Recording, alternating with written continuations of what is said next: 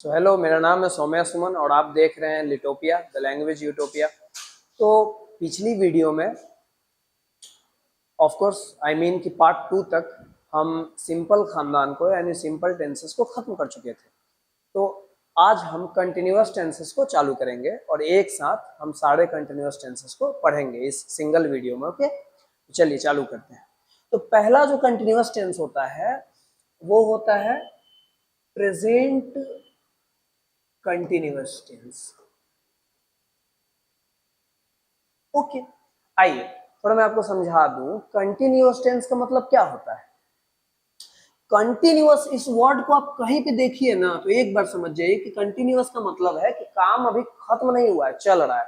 ये बात मैं जरा आपको थोड़ा अच्छे से समझाता हूँ। एक बार जब आपकी इसकी हिंदी जान लेंगे ना तो आपको बहुत क्लियरली समझ आएगी। देखिए इसकी हिंदी क्या होती है। इसका हिंदी होता है अपूर्ण वर्तमान काल। आइए अब आपको कोई डाउट ही नहीं होगा। आप यहाँ खुद देखिए, इसका नाम है अपूर्ण वर्तमान काल। यानी अब इससे हम क्या समझ सकते हैं, इससे बड़ा इजी हो गया समझना। अपूर्ण यानी जो काम खत्म नहीं हुआ हो, पूरा नहीं हुआ हो। यानी कोई काम अगर खत्म नहीं होगा, पूरा नहीं होगा, इसका मतलब वो काम अभी चल रहा होगा, है ना।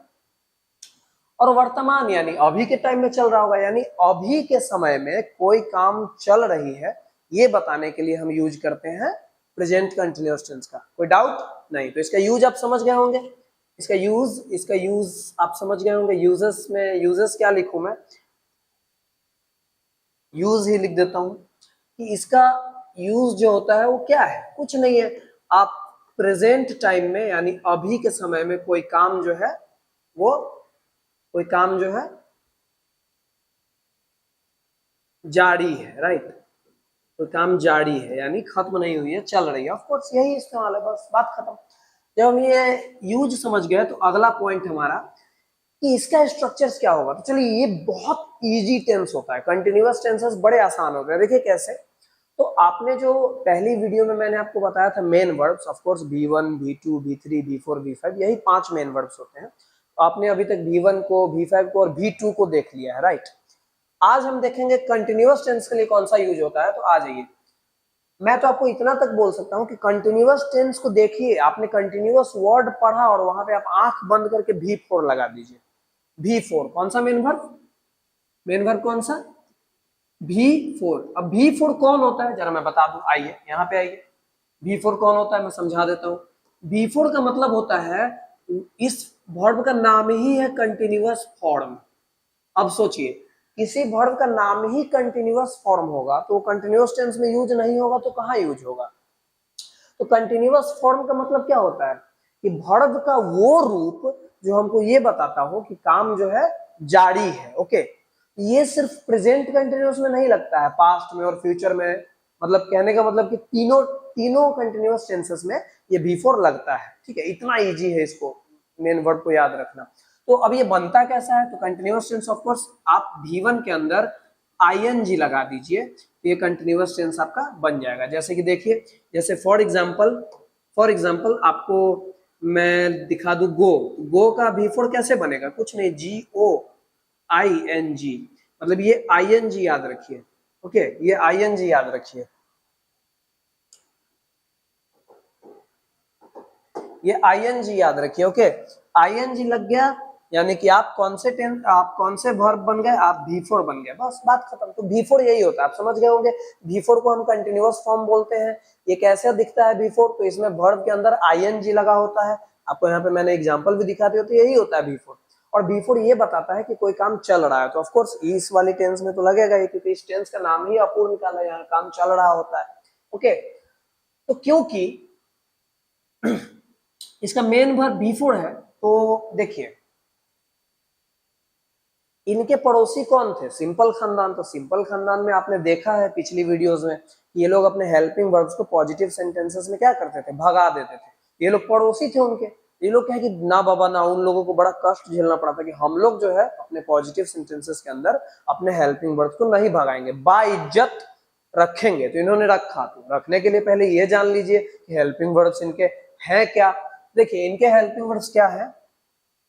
ओके इनके हेल्पिंग वर्ब्स हैं कुछ नहीं, इज, एम और आर। बहुत इजी, आप बचपन से देखते आ रहे हैं इज, एम, आर। अच्छा ये आर में थोड़ा ज्यादा अच्छे से लिख दूं मैंने, थोड़ा A R E R. Okay तो इज, एम, आर ये हेल्पिंग वर्ब होता है। अब देखिए ये दो बातें आपको पता चल गई, अब चुटकी में आप स्ट्रक्चर बना लेंगे, बड़े आसानी से स्ट्रक्चर बना लेंगे। देखिए कैसे, इसके स्ट्रक्चर हम देख लें।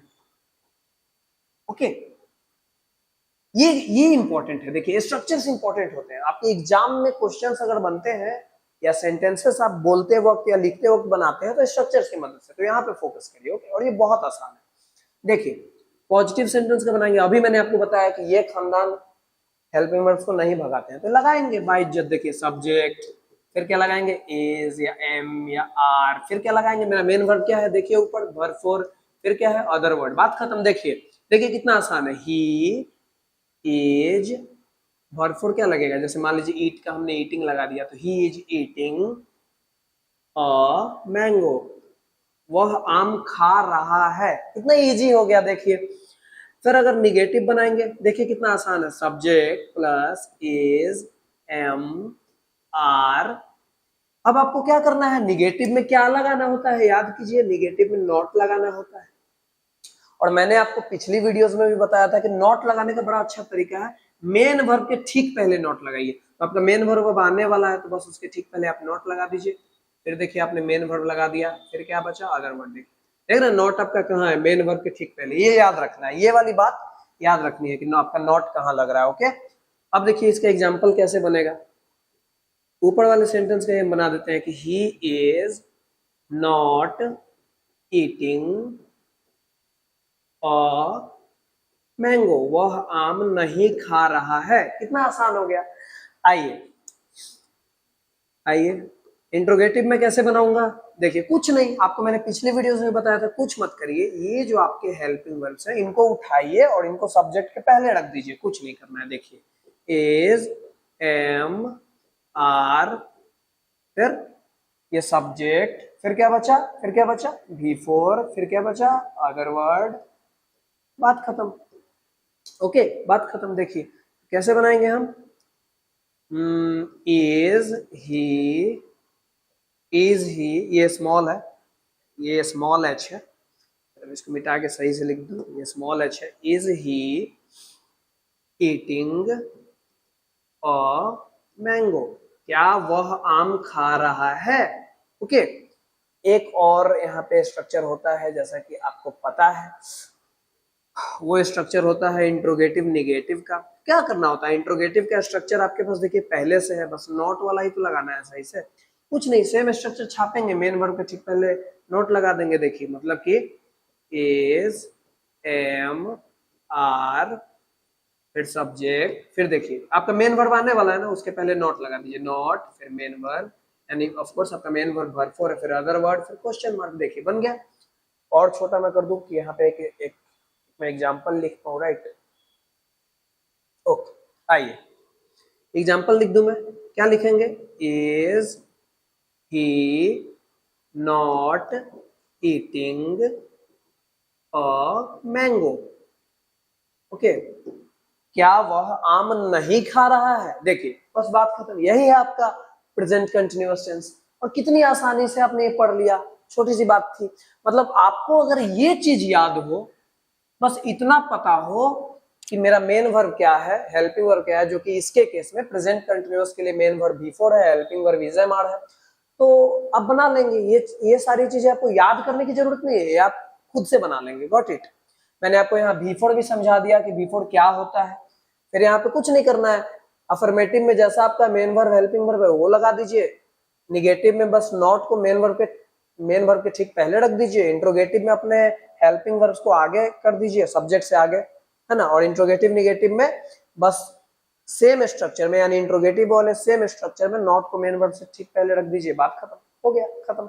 अब यहाँ पे जरा मैं हिंदी भी बता दूं आपको कि हिंदी में कैसे पहचानेंगे। तो बस कुछ नहीं, अब देख रहे हैं ना, काम अपूर्ण यानी काम चल रहा है, यानी ऑफ कोर्स रहा, रही, रहे, है ना, और लास्ट में आप है जोड़ दीजिए, ये लगा हुआ होगा, रहा है, रही है, रहे हैं, ये होगा, बस बात खत्म। और क्या चाहिए? कुछ नहीं, खत्म।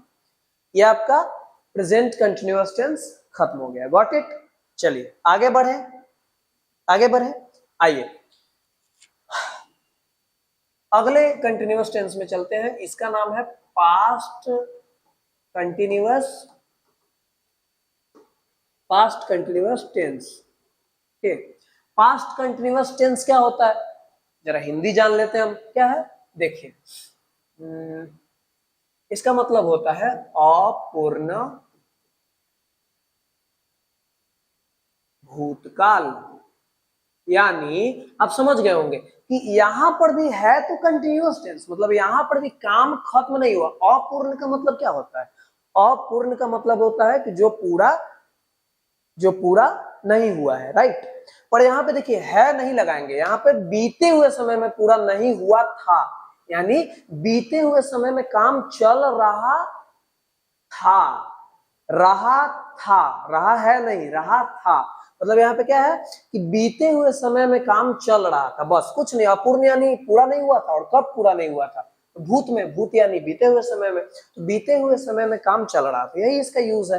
मतलब अगर कोई हमसे पूछे कि इसका इस्तेमाल क्या है, तो कुछ नहीं, पास्ट टाइम में यानी बीते हुए समय में क्या था, काम चल रहा था। ये था इंपॉर्टेंट है, चल रहा था, रहा है नहीं, रहा था। Got it? अगर आप ये समझ गए होंगे, चलिए दोबारा आते हैं किस पे। आपको पता है अब हम क्या पढ़ने वाले हैं? स्ट्रक्चर्स। इसके स्ट्रक्चर्स कैसे बनते हैं? इसका स्ट्रक्चर कैसे बनता है देखिए। ऑफ कोर्स हर दफा की तरह आपको यहाँ भी मेन वर्ब और हेल्पिंग वर्ब जानने की जरूरत होगी।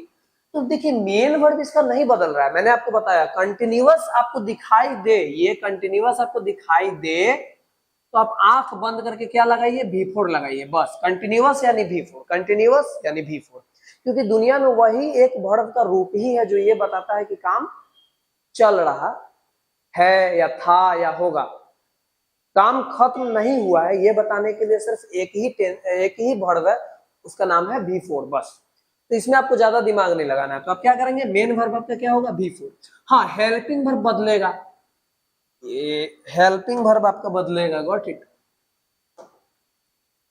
V4 हेल्पिंग वर्ब बदलेगा। जैसे आपका प्रेजेंट में इज एम आर था, यहाँ पे हो जाएगा was या were, was या were, was या were। ओके, was या were। Okay, got it? ये आप समझ गए? आइए जरा मैं आपको समझा दूं कि इसका मैं अब अफर्मेटिव बनाने जाऊं, इसका पॉजिटिव बनाने जाऊं, तो ऑफ कोर्स ये लोग सिंपल खानदान की तरह नहीं है, यानी पॉजिटिव सेंटेंस के अंदर में भी अपना हेल्पिंग वर्ब को ये लोग भगाएंगे नहीं। ओके, मैं क्या करूंगा देखिए, सब्जेक्ट प्लस was या वर प्लस, है ना, V4 प्लस अदर वर्ड, बात खत्म। देखिए अदर वर्ड में थोड़ा बता दूं, मैंने बताया था वैसे फर्स्ट लेक्चर में, पर मैं थोड़ा एक बार और याद दिला दूं कि मैं अदर वर्ड क्यों लगाता हूँ, ऑब्जेक्ट क्यों नहीं लगाता हूँ। क्योंकि देखिए दुनिया के हर सेंटेंस में ऑब्जेक्ट नहीं आता है, ओके, इसीलिए, है ना। अदर वर्ड का मतलब क्या है कि ऑब्जेक्ट आए तो लगाइए और नहीं आए तो मत लगाइए, ठीक। चलिए इसका मैं एग्जांपल बना दूं तो क्या होगा, he was playing in the garden. अच्छा थोड़ा और इजी कर दूं, मैं थोड़ा और इजी कर दूं, ही वॉज प्लेइंग क्रिकेट, है ना। अभी आप समझ रहे हैं तो इजी कर देता हूँ, प्रैक्टिस होगी तो आप खुद ही बनाने लगेंगे हार्ड सेंटेंसेस। तो ही वॉज प्लेइंग क्रिकेट, खत्म, ठीक है। आइए निगेटिव बनाएंगे, कैसे बनेगा, सब्जेक्ट प्लस वॉज या वर प्लस, अब आप थोड़ा सा स्पीड होइए मेरे साथ, ये मेन वर्ब के ठीक पहले नोट लगा दीजिए, है ना, ठीक है। बात खत्म, बात खत्म, राइट। देखिए he was not playing cricket, है ना, वह क्रिकेट नहीं खेल रहा था, देख रहे हैं, रहा था आ रहा है लास्ट में, ठीक है। इंट्रोगेटिव बनाइएगा, कैसे बनाइएगा, इंट्रोगेटिव बनाइएगा, कैसे बनाएंगे हम, देखिए कुछ नहीं, आपको पता है कुछ नहीं है, वॉज वर्ब को उठाइए, सब्जेक्ट के ठीक पहले लगा दीजिए, देखिए वॉज या वर, ठीक है, सब्जेक्ट, तो सब्जेक्ट के पहले मैंने वॉज वर्ब को लगा दिया, तो क्या बचा मेरे पास, वर्ब फोर और अदर वर्ड, देखिए वर्ब फोर लगाएंगे, फिर क्या लगाएंगे, अदर वर्ड, फिर क्या लगाएंगे, ऑफ कोर्स क्वेश्चन मार्क, क्योंकि ये इंट्रोगेटिव सेंटेंस है, राइट। क्या होगा, यहाँ पे होगा was was he not playing cricket, was he not playing cricket,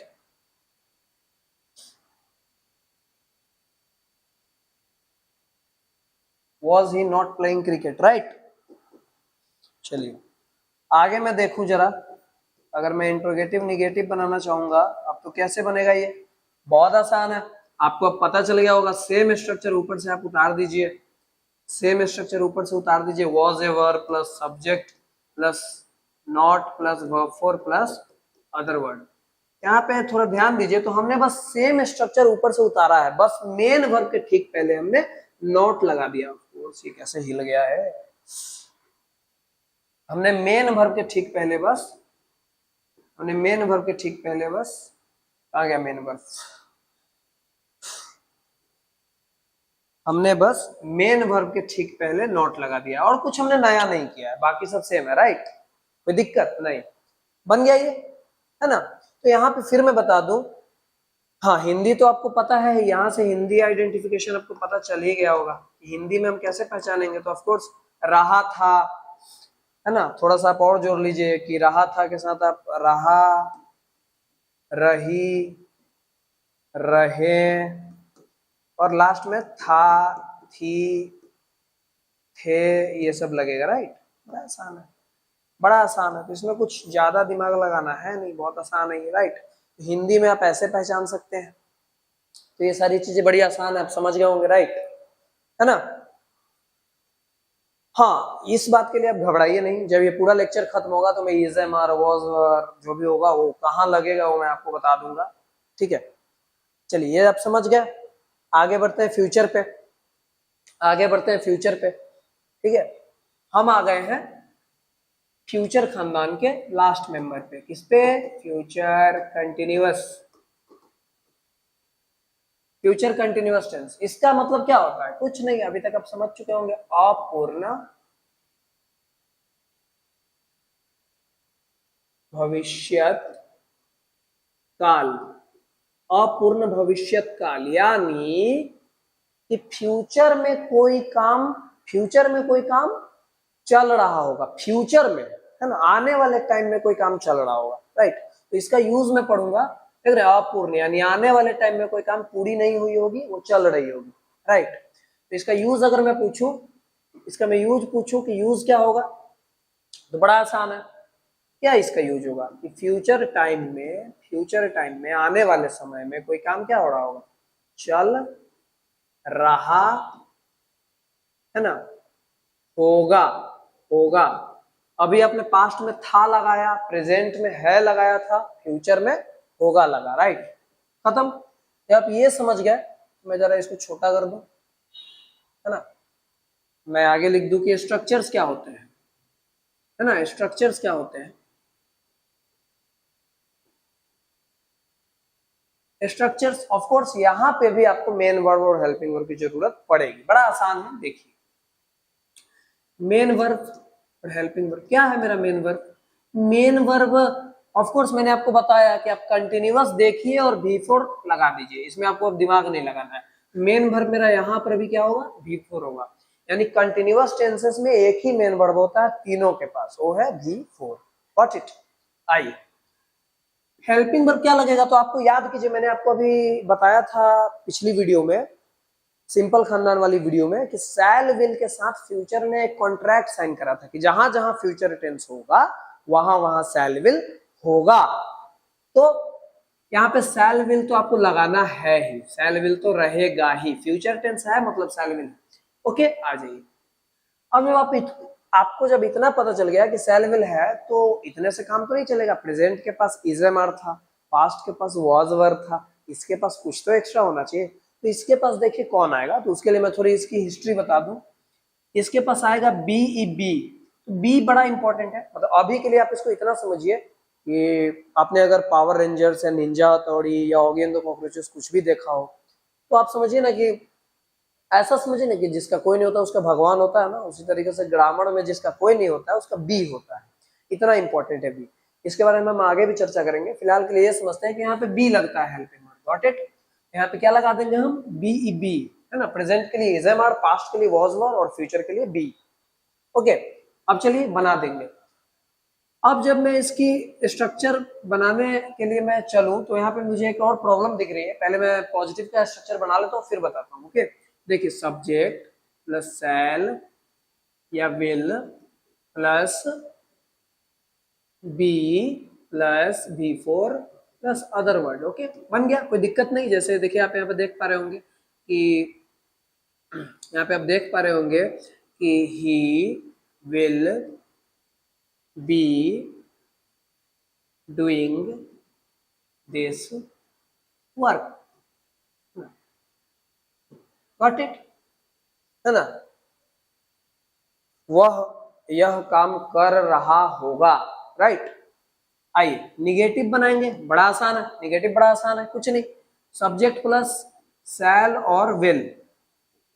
लेकिन यहाँ पे रुक जाइए, एक चीज यहाँ पे प्रॉब्लम है और उसी प्रॉब्लम का डिस्कशन हम यहाँ पे करते हैं। देखिए प्रॉब्लम क्या है कि अभी तक आपने जितना देखा है, जरा मैं पीछे ले चलूं आपको, यहाँ देखिए, यहाँ पे आपका हेल्पिंग वर्ब कितना है, वॉज एवर दोनों में से कोई एक लगा रहे हैं ना आप, इसका मतलब यहाँ पे आपका हेल्पिंग वर्ब क्या है, सिंगुलर है, यानी हेल्पिंग वर्ब यहाँ पे कितना है, सिर्फ एक है, सिंगुलर है ना।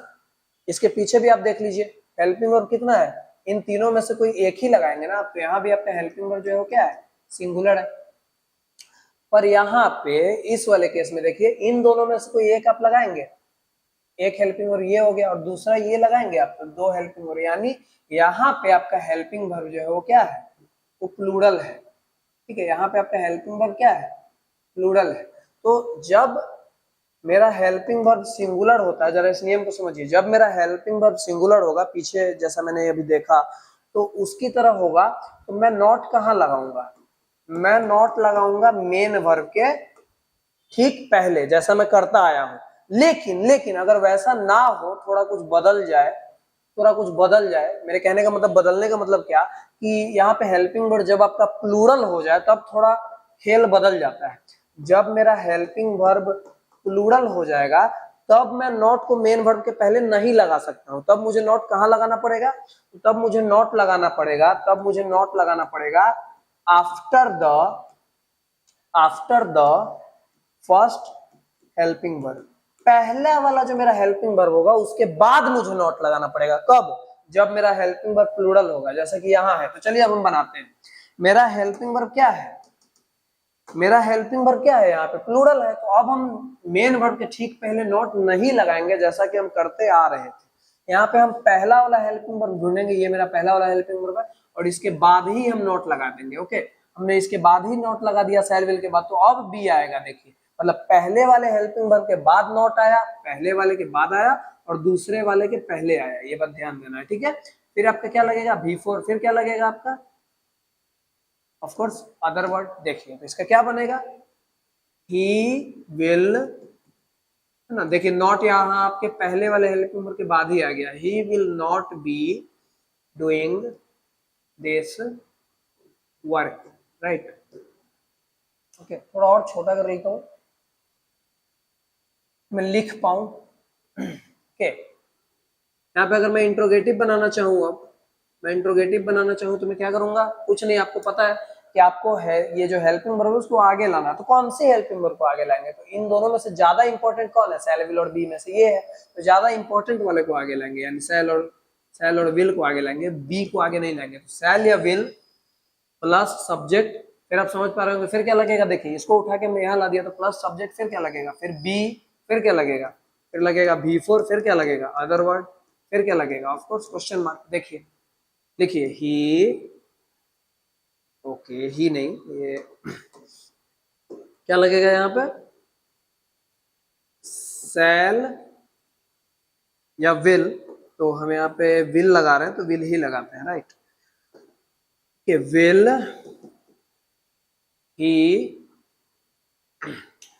Will he be doing this work, got it, will he be doing this work, क्या वह यह काम कर रहा होगा, ठीक है। फिर आपको पता है एक लास्ट स्ट्रक्चर और बनता है इंट्रोगेटिव निगेटिव का, वो भी बनाते हैं। इंट्रोगेटिव निगेटिव का एक और स्ट्रक्चर बनाते हैं, वो कैसे बनेगा देखिए, वो कैसे बनेगा, तो बनेगा कुछ नहीं, आप सेम स्ट्रक्चर उतारेंगे, देखिए शैल विल प्लस सब्जेक्ट। अब आपको पता है पहले वाले हेल्पिंग वर्ब के बाद ही मेरा नॉट आना चाहिए, तो नॉट आपका यहीं आ जाएगा, है ना, पहले वाले के बाद यानी दूसरे वाले के पहले, तो शैल या will plus not plus be plus verb four और plus plus plus other word फिर plus question mark, got it. देखिए will he B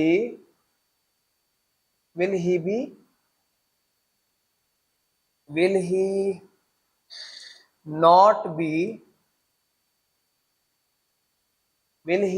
be doing this work, okay.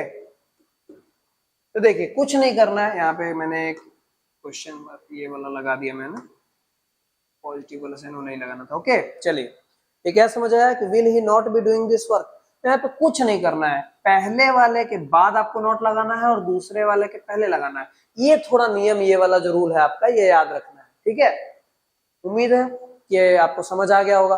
अब जरा हम पीछे चलते हैं, इसका जो हिंदी है वो कैसे पहचानेंगे, तो आपको वैसे अंदाजा हो गया होगा, फिर भी मैं लिख देता हूं कि चल रहा होगा, मैंने यहाँ लिखा है चल रहा होगा, ये रहा होगा है ना, तो चल मिटा देते हैं, यहाँ पे हम लिखते हैं रहा रही रहे, ये लगा होगा, ठीक है, उसके साथ आपका होगा, है ना, या होगी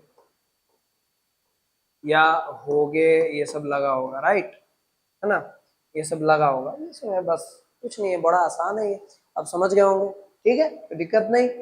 चलिए हाँ, जरा आप एक बात और आपके दिमाग में आ रहा होगा कि मैं विल क्यों यूज कर रहा हूँ, विल सेल का कहाँ पे अंतर होता है, सेल या विल का, ये अंतर होता है, पर इस अंतर को हम लोग जो है मॉडल्स में पढ़ेंगे। यहाँ पे क्या है कि देखिए पुराने जमाने में थोड़ा था कि सेल विल का जो है ना, हमें अंतर बताना पड़ता था, पर आजकल के ग्रामर में हर जगह पे विल ही यूज हो जा रहा है, जनरली आपके बोर्ड एग्जाम्स में भी विल यूज हो जा रहे हैं टेंसेस वाले जगह पे, तो इसको मैंने सोचा कि इसको जरा अलग से बताने की आवश्यकता उतनी नहीं है, ठीक है। चलिए ओके, आ जाते हैं, तो आपका ये पूरा जो लेक्चर है खत्म हो गया, ठीक है, पूरा लेक्चर खत्म हो गया।